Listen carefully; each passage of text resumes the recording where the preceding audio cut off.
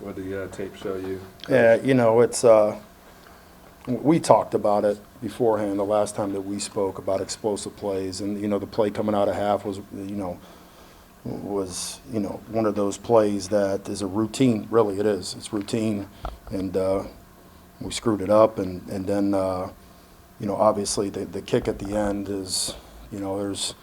I mean, we all feel bad, but I know that Malk and Joe and they're feel about 17 times worse about it. So, but I will say this: the third down, we talked about third down, 3 of 14 and 0 for 2 they were on fourth down, and at the end of the day, they kept us in the ball game. So we emphasized third down. It was good to see that. We got some critical stops on fourth down. Had the one turnover, which was good, but that game should have been won on our side of the football. And 21-20 with 3 minutes left, we got to close that out. One mentioned that you guys had a discussion at halftime about stopping the run. So I guess when did that discussion emphasizing that? Well, it's the part of it was there's some of the stuff that's schematic in terms of the run game. They came out and we've been halfway decent in the run game this year, and we've struggled a little bit in the pass game. So you call some different things to try to play the pass a little bit, and you get hit on a couple runs. And they came out with the mindset early of trying to take the ball down and set a mindset. And I thought our guys, there were some plays in there with some younger guys getting knocked around a little bit, and then there was some stuff that was schematic, where it's like let's get some more bodies up there and kind of defend that. But the halftime part of it is kind of our. If you ever been around me, it's always been it starts with the run game, because if you can't stop that, then you don't even have a chance to defend the pass. And at least in the pass game, a guy, he has to find it, they got to throw it, they got to catch it. So there's some, instead of turning around, handing the ball off and being able to get 6 or 7 yards a pop. So like I said, there's a handful of plays in there that I was disappointed in, and then there were some plays that were calls, that probably don't help the cause. And then I thought we settled down, but the one explosive that happened was the disappointing part of it. But I thought the third down stuff kept us in the ball game. Was there a man zone confusion? That was just zone. That was straight zone. And without getting the specifics, because I'm not getting names and all this stuff, but the assumption was the guy just went out and just stopped, and he was taking off and flying. And then obviously the quarterback, we had a chance to get him on the ground there. And then, Brock's a good player, man. Brock kept his head downfield instead of panicking, and he found them. So it was one of those things. Touchdown where Kohler goes to the back of the end zone. Yeah, it was the same thing. Is that a man zone thing? It was a man. Yeah, so it was, once again, something that we just got to get better at. It looked like y'all had Jeffrey on the outside and Joe in the middle on nickel personnel. Yeah. What went into the decision to play it like that instead of possibly flipping those two? Yeah, I just think that I feel like we've played better when Joe has been in the inside. I have. So when it started with Oklahoma State, from Jeff's standpoint, Jeff's a little bit still banged up, and I think being able to keep him on one side and being able to see all the stuff that's inside of him, I think made him feel a little bit more comfortable. And once again, Jeff has just recently started practicing for us. So I think when you play somebody on the outside, it's really, I think personally, from playing the position and coaching it, that's a lot easier when everything's like on your left eye and you don't have to worry about reads inside and this guy pulling and which way you're going to take stuff on. And Joe's been good. We're just Joe's been in positions, he's been in so many multiple positions that we just got to settle him in a little bit. But I thought he did a really good job of blitzing. There's some things, and he adds a little bit of playmaking ability in there, and that's probably the biggest thing that I like about having him inside. You've had challenges this year, but has Overshawn been kind of a bright spot for you? Yeah, I thought he played really well. I was really, really proud of him. He and once again, he's going to get a lot more put on his plate. Initially coming into it, we were like, okay, let's see where he's at. And we put him in there. And I thought he played lights out. I honestly did. I mean, he's got big range. He's a big dude. He matches up well with a lot of people.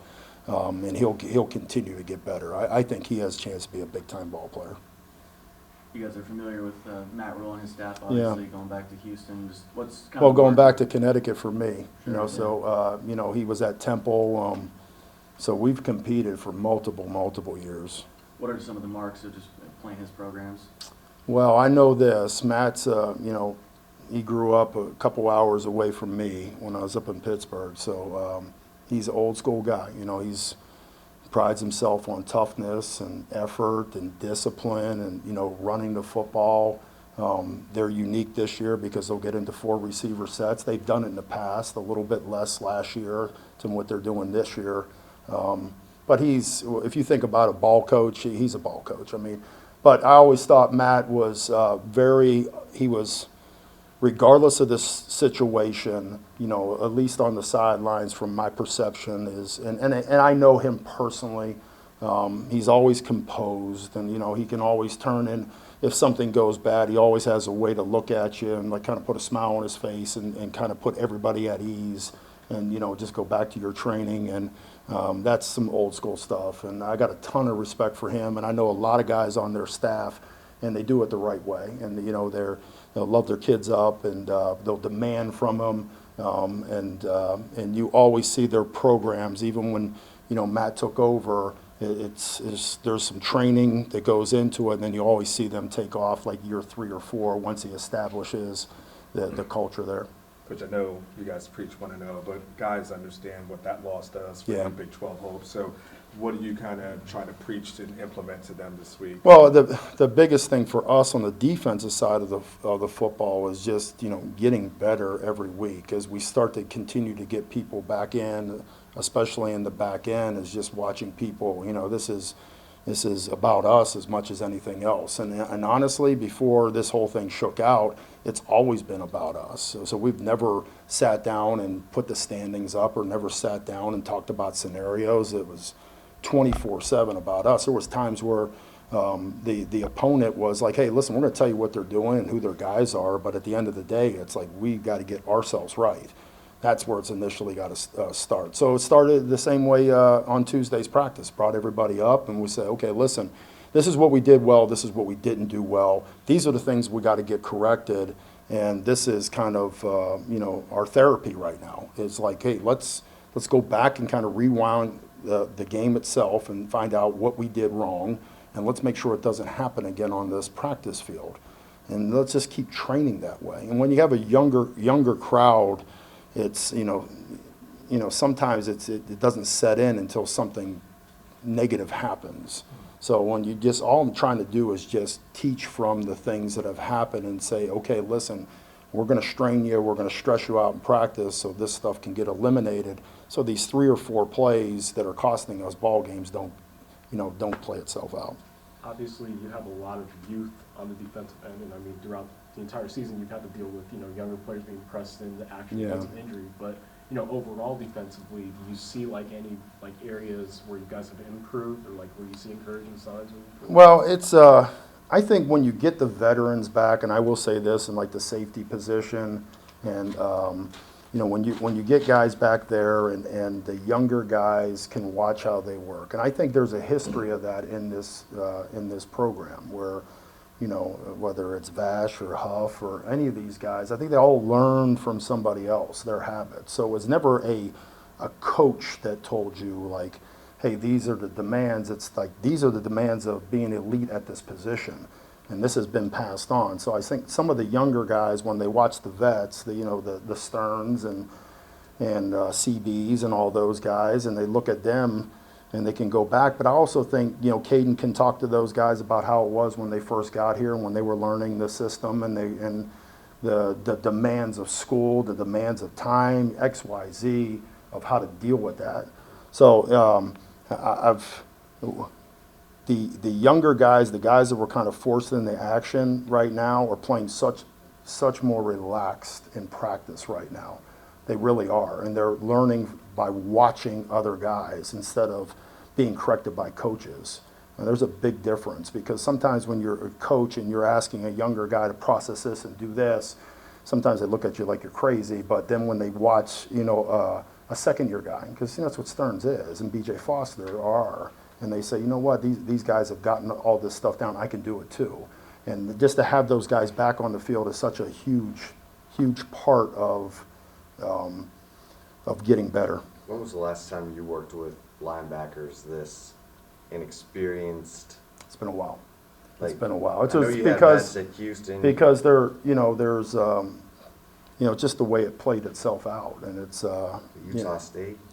No, even at Utah State, there were like 3 pros there when we got there. So, and 3 pros at Utah State and 3 pros at Houston, and get here with really 1 pro and, Gary, being out and in and out, and then you get a crew in here that's just young. So everything, and this league is tough because this league there's a lot of stuff going on. And you can go through the Kenny Murrays of the world, and you can see Ken struggling, and Ken's been in the battles for 3 years. So I mean, this is just one of these leagues where if you have some youth and there's so much scheme out there and so many different looks and things like that, that guys, sometimes get paralyzed. So it's every day you go in there and you're fixing something. It's it's getting that car to run, could be whatever it is. You said it forced you to sort of change the way you teach or get back to more of a teaching mindset because you've been so accustomed to working with guys. Oh yeah, don't assume anything. And I even when I had the veteran group, the Anthony Wheelers, who were as bright as me in terms of our scheme. Once we taught it to them, you go into there and still you call people out, and you say, okay, what did I just say? Okay, repeat that to me, draw it up, do all these things, because you just don't know. When you're a younger guy, it's easy to just say, yes, sir, yes, sir, yes, sir, and you really have no clue what's going on. So it's, I think like any teacher or any coach, I think it's really important to ask those questions, to have them give it back to you in your verbiage. That takes some time. Anthony Wheeler could say exactly the answer that is correct what I'm asking him, and some of these guys are kind of like, no, give me the exact verbiage the way that I would say it as a coach, and that takes a little bit of time. How did that affect you, like personally, and how you had to Yeah. approach your day to day? Well, it's you have to do a lot of visual stuff, which I've been more, maybe put it up on the board, and maybe it's now take them up on the field and show it to them on cans. Show them how to do it physically, show them how to do it. But I think the biggest thing is making somebody say it back to me, because it's just human nature. Like if I get in there and you ask me, all the verbiage about journalism, and I'll be like, yes, yep, I got you. And then you say, like, what am I talking about? And I got no clue. But I'm going to agree with you because it's, you're asking me a question. I don't want to look like an idiot and say, no, I have no clue what you're talking about. So that's what younger guys, those conversations, those interactions, at least give me a gauge of where their mindset is. And I think ends up saying like, okay, I'm teaching him this way and he really knows about 60%. So let's work on the other 40% and let's plan accordingly based on who's going to be out there. I think that's another important thing that I've learned, especially with those young safeties in there, is like, when I sit down with Craig and Jason, some of the young corners, is like, give it to me. I'm good. Tell me exactly what these guys can handle, because we can't give them stuff past what they can handle, because we'll make them into 4.9, 40 guys. So let's keep them at 4.5, let them run fast, and even if we're limited, I'm good. When we talked about prior to the season, replacing the 8 players from last year, you seemed pretty confident in what your unit. Do you think in hindsight maybe you underestimated the learning curve that it might take for these Well, I guys? just didn't think that we'd lose 3 or 4 safeties and a handful of other guys to injuries. And we're talking about some of our guys being back right now. You're seeing DeMarvin, which to me we were counting on him to be a big part. B.J. Foster a big part. Caden Stearns a big part. The corner position to me has always been in the back of my mind. I always thought that would be youth, young corners, like a young quarterback. They're going to struggle at times. But I think slowly we're starting to get some of these guys back in there, and I think it's starting to open up a little bit of what we can do. That's the part of this league that's unique. These guys are really, really sharp. They'll study the heck out of you on film. They'll create matchup issues. They'll create, things that, why is that guy uncovered. Well, there's more into that. You know, they know what coverage you're in. They've got a veteran quarterback. They've got a really good player, X, Y, Z. So I think as the experienced guys start to come back, you can do more, and then you can at least make them think a little bit more and maybe attack them a little bit more, and then give some quarterbacks some different looks. And I think if you look at our league in general, you have to be somewhat multiple to play successful. So if you're looking even at the top guys that are playing well in this league, they're doing some different stuff just to try to mess with people a little bit. What, so the last possession, 4 minutes left, you're on your 15. Yeah. Why didn't you keep pressing, pedal down there? You know, trying to, again, you know, we kind of moved the ball, and they had to play some plays defensively, thinking, you know, hey, let's try a run game, you know, a couple things, and, you know, it just didn't work. Same thing. I mean, if you go out there and throw the ball and it's incomplete, and you're asking me why do we throw the ball and not run it on first down, so it's like, you know. If you were tied, though, you would have gone. You'd have gone full bore to get into field goal range. To win the game, correct. And it We still have a lot of confidence in our players. I mean, I know that game we weren't maybe running the ball very well, but I mean, you never know. I mean, you got to keep trying, don't you? I mean, at some point, you can't abandon things altogether. So, I mean, we just kind of talked about it. We felt good about the plays that we had called.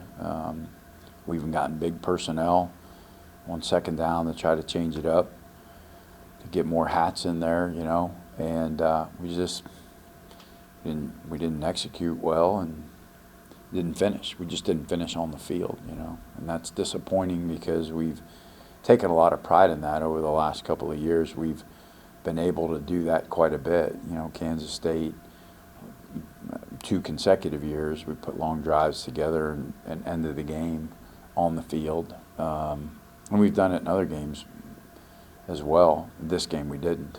And we gave them an opportunity to go down there, and that's on us on offense, and we just didn't do our job.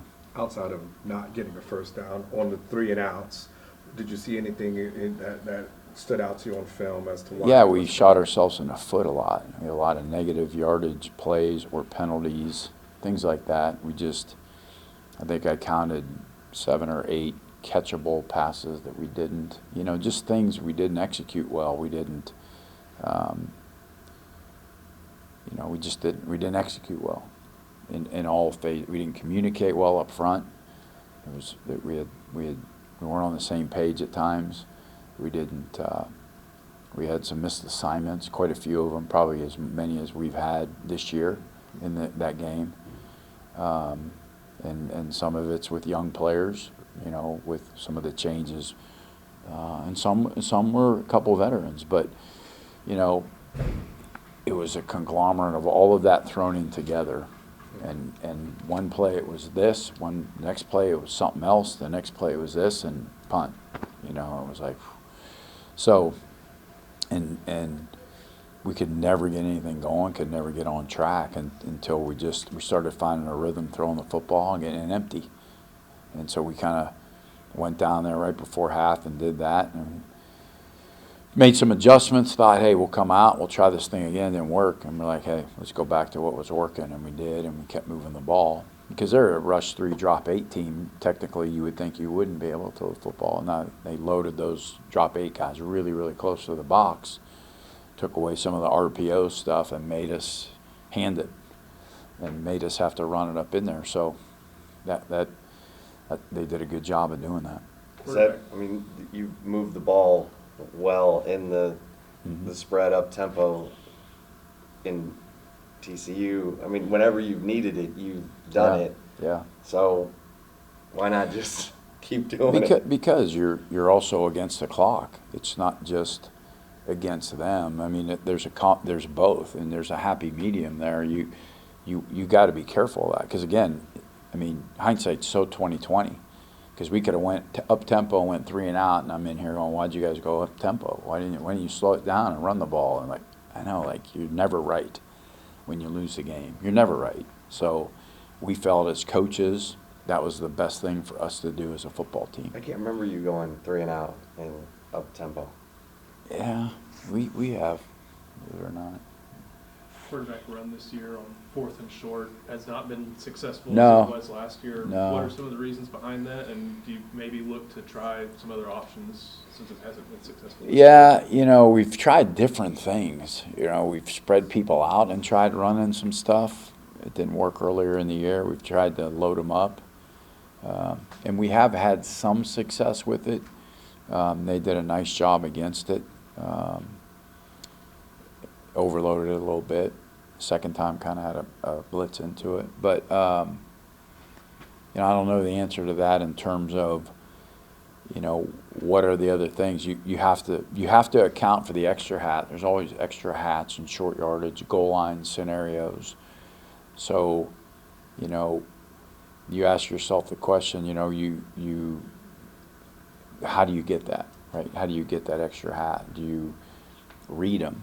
Okay, so we've done that. Do you run the quarterback? We've done that. Do you throw the ball? We've done that. So we've kind of tried and done. I mean, if you go back, go back to TCU, go back to we were 3rd and 1 and threw slants and everybody was covered, right? So it's like, I know what do you do? What do you do? What do you do? And you keep plugging away. You keep coaching your guys. You keep teaching them to how to be better. We got to just be better in those scenarios where we weren't. We were 20% in 3rd and 4th down, less than 3, and 50% on 3rd down and 4th down, everything else, which is probably would be tops in the country, right? So we got to be better in the short yardage situation. We got to be able to run the football and find ways to be able to execute that effectively. On 3rd and 1, you're down 20-7, and you're in 4 wide, and the 4 wides are Eagles, Jake, Malcolm Epps, and Alvante Woodard. No Duvernay, who's leading the nation in 3rd down catches. What was the thought process? And I think they manned up and you couldn't. Yeah. The Eagles couldn't get open. Sam got sacked. Yeah, that's the one we were talking about. I think, at some time the guy needs a blow. I think the play, I can't remember a play or two before, but, we still have confidence in Jake. Jake's a good player.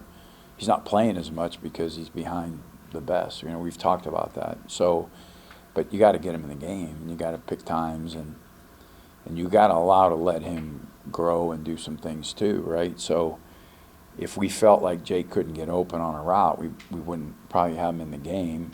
I know Drew and Corby and myself and Coach Herm, we all feel good about that guy and those guys. So, that's why they're in there.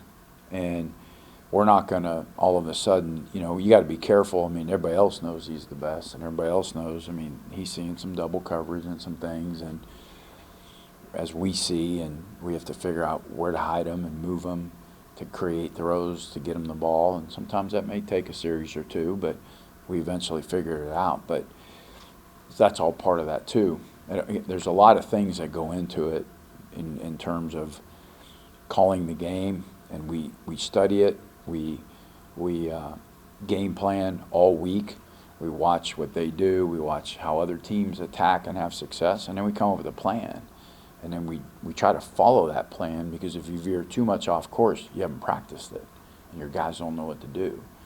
So you try to do that. Do you have to make adjustments? Yeah, and we do between series, and really make adjustments a lot of times at halftime, where you could draw it all up and show them and sit down and talk to them and hear what they have to see. But for the most part, what you put together, you got to go out there and do that and execute, because it's not like running slants and man coverage is bad. It's pretty good. We didn't win. We just didn't win. You know what I mean? So sometimes those things happen, and sometimes they're bad plays. Sometimes we make bad calls, and that happens at time to time too. Your assessment of the offensive line, it seemed like they started off really strong this year, and we're giving up some sacks over the past several weeks. Yeah, and the sacks aren't all them either, right? We've talked about that. Yes. Sometimes it could be quarterback holding the ball. It could be the running back misassignment. It could be a receiver runs the wrong route. Like, it's a variety of things, and that's what's taking place. It's what I said earlier. It's like every play something that happens in the course of that game, it's something happened. And we're like, why did that guy do that? Why did we double team on the crack block and not block the corner? Like, why did he make an out call? There's no pressure. Like, why would he do? So, like, there's things like that that kind of take place. It's the same with sacks. Why didn't Sam flip the protection? There's all, hey, where's the back looking at? His guy blitz. Like, so things like that happen. Of course, it's O-line sack, right? So it doesn't look good for them, but it's not just them. But if that's happening, then how much accountability do you as coaches take? A lot. We do. For that We occurring? do a lot because you have to make sure that we're preparing them the right way, right? Certainly we have to be able to do that. And there has to be a certain level, like when things change a little bit and plans change, whether they're our offensive plans or them defensively during the course of the game, being able to make those adjustments.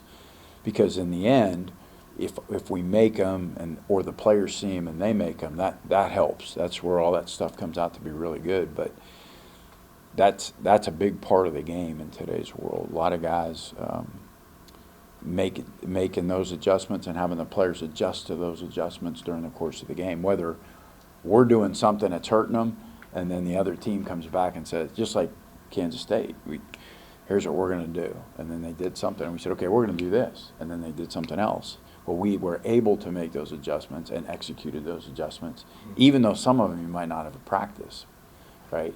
That's a big part of the game. And so sometimes that happens.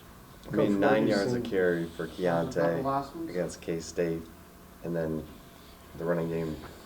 Yeah, and we abandoned it a little bit too now. It's not just because we quote couldn't run the ball. I mean, there was I remember 5 yards, 4 yards, 5 yards, like 3-4 plays back to back. But when you looked up, we weren't scoring, and so it was whatever 20-7. In fact, I even said on the headset at one point, I said, it feels like we're down by 50. I said, we need one touchdown and we're down by a score. And that's what happened. We scored. And as bad as we looked and played early, when we got that second touchdown, it was like, we're down at one score. And it seemed like we were down by more because of just the way we were executing, because it wasn't clean and we weren't putting together drives and there was no rhythm in place. And once that we started to kind of throw the ball around a little bit and spread them out and play loose and in space, our athletes on their guy, that started to happen. And instead of, phone boothing and just trying to jam it up in there, it got better. And they got tired a little bit at times, and that was part of it too. Hey, maybe they're tired. We could sneak a few in there on them. That was kind of the hope. Coach, what have you seen from Sam in terms of leadership? Because obviously he started out, the year there was high expectation for the offense, and he performed at a high level. But how has he kind of, maintained the locker room, I guess, over the past 2 weeks? Granted, Yeah, I think Sam's done a good job. I do. I think all of our guys have. I talked to him after the game and again on Sunday, and my message to him basically was, look, they've been playing this game for a long time, and they're elite players and elite athletes, and they love the game of football. That's why they do what they do. It's not easy what we ask them to do, right? To be a college student, to school, they're young teenagers or young adults and older teenagers trying to have a life. And oh, by the way, here's football, and all the pressure on you, right, to be able to do that. So they got to love the game. They love each other, right? There's something about the brotherhood and being in a locker room and going through the blood, sweat, and tears that you do, that you build, that it's special. You're like family. And you hear that all the time, but you are, because you go through every element of emotion, okay? So if you love the game, you love your teammates, then why don't you give it your all the time, every practice, regardless of the score, regardless of your record, regardless of who you play. It doesn't matter. You're doing it because you love the game. You're doing it because you love each other, right? So that's been a big thing this week. You can see that and sense it in our guys. They're eager, they're excited, they're working hard. There's no moping around. It's over. Like, we're not going to get that one back. We're not. All we can do is trek ahead and continue to be 1-0 and get better at every rep. Some of these guys got aspirations to move on. Great. You can't level off. You got to continue to push to get better every day. And so That's been our message.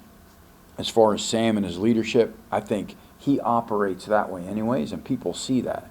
So he doesn't have to even say anything sometimes, and people are looking at him going, well, he's busting it, so am I. And it just carries like wildfire, and it goes through the guys. So I like where we're at this point in the season with the heartbreak that we'd endured, but I like where we're at heading into this game.